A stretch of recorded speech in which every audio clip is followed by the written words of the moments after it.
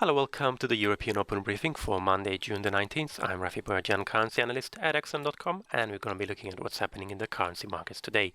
So we're seeing a slightly firmer dollar this morning, at least against the Japanese yen. The dollar is struggling, though, against other currencies following weak US data we had on Friday. So the focus now is on the New York Fed President William Dudley, who's known to share similar views to Janet Yellen.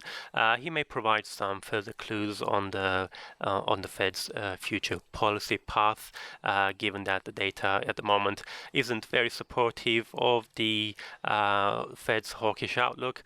The euro and the pound are steady ahead of the start of the Brexit negotiations. Later today, we also had the French legislative election results, where Macron, as expected, won a sizable majority in the French National Assembly, though this had little impact on the euro. The yen is broadly weaker after the Bank of Japan meeting on Friday, where Kuroda dismissed the possibility of an exit from the Bank of Japan stimulus program anytime soon. And strong Japanese exports data had provided little boost to the yen. And in commodity currencies, both the Kiwi and the Aussie earlier were attempting to make fresh multi-month highs, though they're off those highs at the start of European trading. Let's start now with the dollar, because we can see in the chart that the dollar yen has diverted a bit from the dollar index. We had disappointing, we had actually a surprise drop in housing starts on Friday, and we also had unexpected drop in the University of Michigan's Consumer Confidence Survey.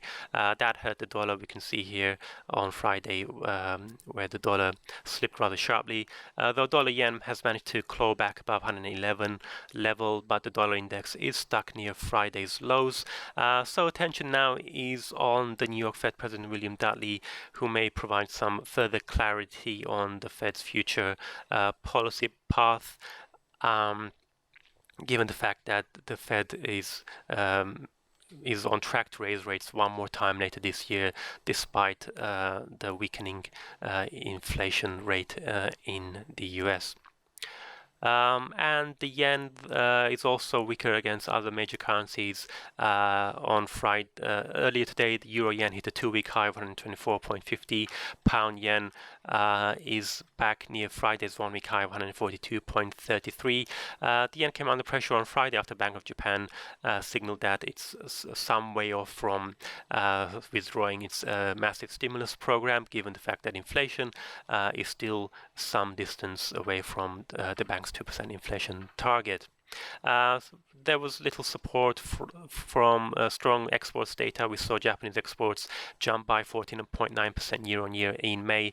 That's almost twice the April figure of 7.5%, though it was slightly below forecasts of 16.1%. But apart from the Bank of Japan, the more hawkish Fed is also weighing on the yen and other safe havens such as gold.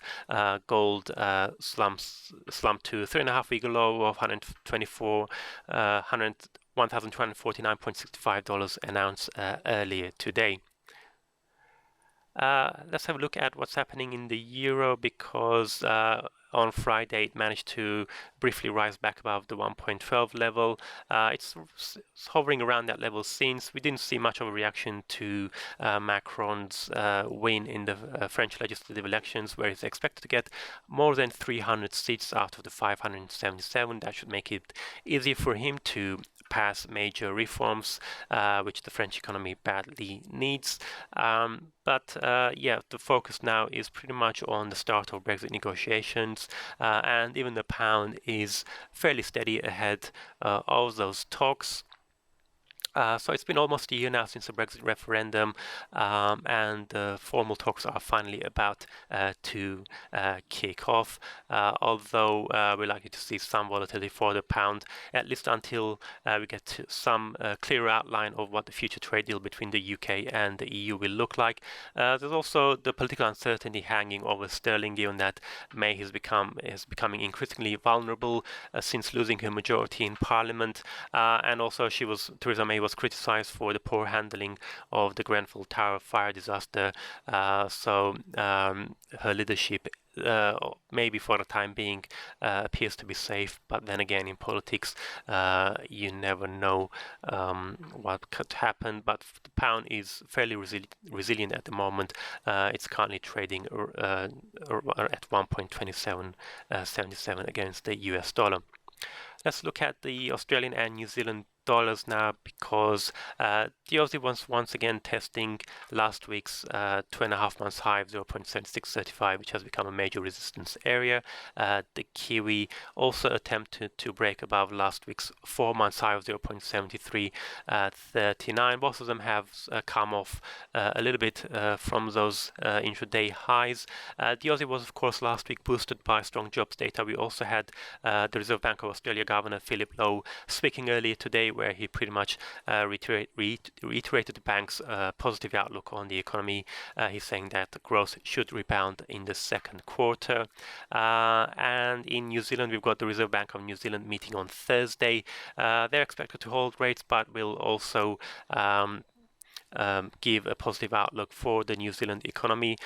This comes despite the fact that GDP numbers for New Zealand in the first quarter disappointed last week. But given the fact that the government is on a spending spree, they've got a budget surplus, the New Zealand economy is looking like it will enjoy from an infrastructure spending boom. Also worth mentioning that we've got the dairy auction tomorrow that could impact the Kiwi. And looking at today's economic calendar, we can see the Japanese data there. We also had Westpac consumer survey numbers for New Zealand, which rose in the second quarter. We also had Chinese house prices, which remained in double-digit growth year on year. So that did also help sentiment in Asian markets as well. But the main things to watch out for later today are Dudley's speech at around 12 hours GMT and start of Brexit negotiations. The UK Brexit Secretary David Davis will travel to Brussels to meet Michel Barnier. He's the EU's chief negotiator in the Brexit talks, which are due to start at 09 hours GMT. That's it from me. Thank you very much for watching and have a great day.